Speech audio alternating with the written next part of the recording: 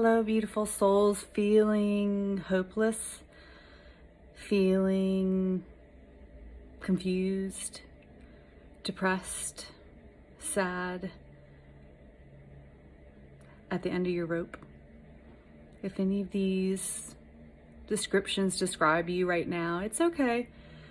I've been feeling some things too, and I'll tell you, I've been thinking about it and kind of what's been happening lately with all of the changes in the air with those recent full moon eclipses that we had, and then with the combination of Halloween and the thinning of the veil.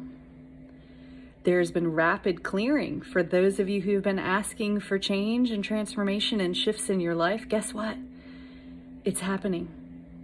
Sometimes things are removed so quickly that we manifest things so quickly, and new structures have not been put into place. The new things haven't come back into full fruition yet. There's still kind of this transition.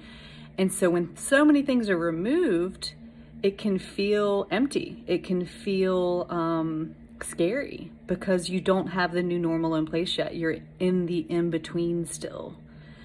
It creates a vacuum.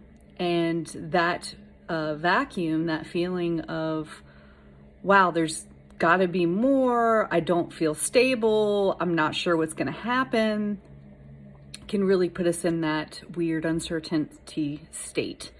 So I wanted to leave you guys this message to let you know that if you're experiencing anything like that, know that this too shall pass. The only change is constant. Have some faith over fear. And when I say faith over fear, yeah, if you like to pray and, you believe in God, that's great. But if that's not your thing, faith over fear is also realizing that, a bird does not have faith in the branch that it is resting on. If that branch breaks, it has faith in its wings that it can rise up and fly if the branch breaks. And so I guess this message is just as much for me as it is for you. Remember your wings. Remember that this too shall pass. Remember that you are shifting into something new.